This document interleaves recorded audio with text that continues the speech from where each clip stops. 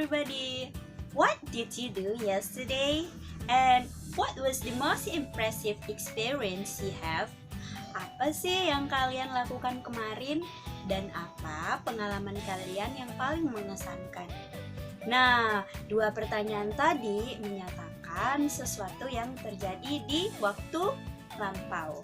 Nah, teman-teman tahu tidak bagaimana cara kita menyatakan suatu kegiatan atau kejadian yang terjadi di waktu lampau? Do you want to know that? Pengen tahu kan? Let's check it out. Oke, sekarang kita masuk pada pembahasan simple past. What is the function of simple past? Apa sih fungsinya simple past itu? Nah, menurut buku Cambridge, simple past itu kegunaannya ada 3. It is used for the first one, yang pertama, an action or a state that began and ended at a particular time in the past. Jadi tindakan atau keadaan yang dimulai dan berakhir pada waktu tertentu di masa lampau. The second one, an action that occurred over a period of time but was completed in the past. Tindakan yang terjadi selama periode waktu tertentu tetapi diselesaikannya di masa lampau. And the third, an activity that took place regularly in the past. Suatu kegiatan yang berlangsung secara teratur di masa lampau. Kemudian pattern atau polanya. Yang pertama untuk kalimat positif, subject plus verb to plus object or complement. Jadi kuncinya di sini dia memakai verb to, kata kerja kedua. Kemudian untuk yang negatifnya, subject plus didn't. Didn't ini adalah singkatan dari did not, plus verb one plus object or complement. Jadi untuk kalimat negatif, auxiliary verb yang digunakan atau kata kerja bantu yang digunakan yaitu dalam bentuk lampau, did ya, did not. Kemudian kata kerjanya kembali ke kata kerja pertama. Selanjutnya untuk interrogatif, did or didn't plus subject plus verb one plus object or complement.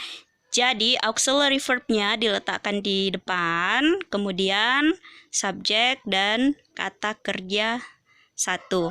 And don't forget to put question mark. Jadi jangan lupa untuk menuliskan tanda tanyanya ya. Let's come to examples. Kita masuk di contohnya. Jadi di sini tetap saya tuliskan rumus positif, negatif, dan interrogatifnya ya, supaya sebentar lebih mudah kita membuat kalimatnya. Well, untuk fungsi yang pertama, kejadian atau keadaan yang dimulai dan berakhir di waktu tertentu pada waktu lampau. Contohnya, untuk kalimat positifnya, the students came early this morning.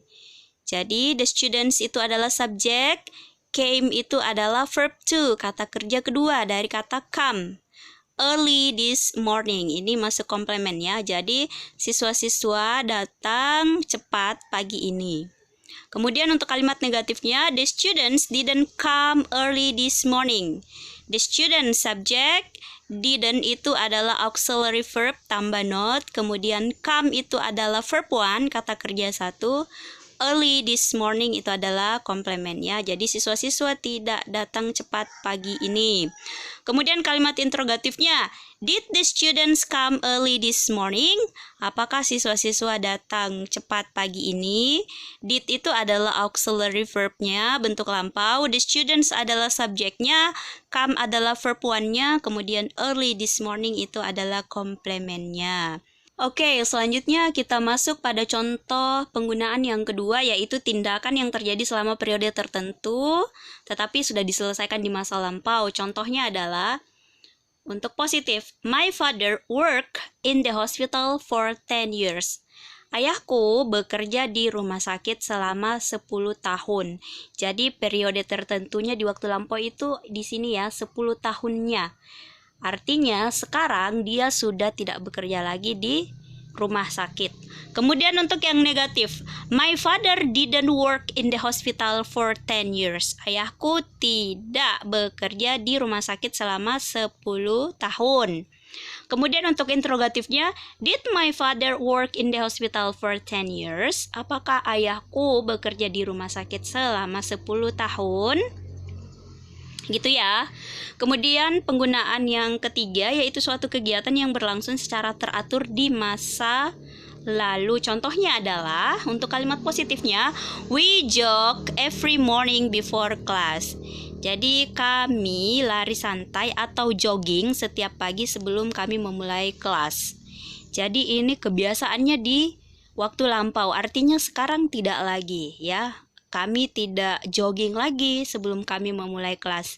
Kemudian untuk kalimat negatifnya, we didn't jog every morning before class.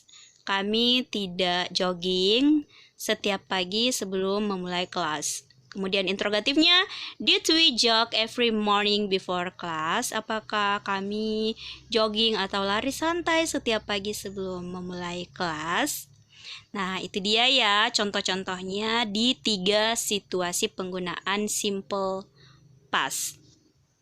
Selanjutnya di sini ada beberapa notes. Jadi untuk penggunaan be ya, am is are. Bentuk lampaunya adalah was dan were. Kapan kita gunakan was? Ketika subjeknya I, she, he, it. Kemudian were itu untuk subjek you, they, dan we. Lalu di sini ada some time signals ya, ada beberapa keterangan waktu yang bisa menandakan bahwasannya dia bentuk past. Ada yesterday, kemarin, last night, tadi malam, this morning, pagi ini atau pagi tadi. Kemudian ada last, bla bla bla. Ya, yang lalu, last year, tahun lalu, last week, minggu lalu. Kemudian ada the previous bla bla bla, ini juga yang lalu atau yang sebelumnya, the previous day, hari sebelumnya, the previous month, bulan sebelumnya.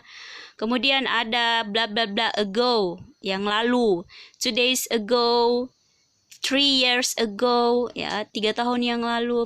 Atau bisa juga menggunakan tahun yang sudah lewat ya, for example in 2000, pada tahun 2000. Well guys, untuk menguji pemahaman kalian tentang penggunaan simple past, I'm going to give you an exercise. Di sini ada latihannya. Rewrite the following sentences into positive, negative, and interrogative forms correctly. Jadi kalian diminta untuk menuliskan kembali kalimat-kalimat di bawah ini dalam bentuk positif, negatif, dan interrogatifnya dengan benar. Artinya kalimatnya ini masih belum benar seutuhnya ya.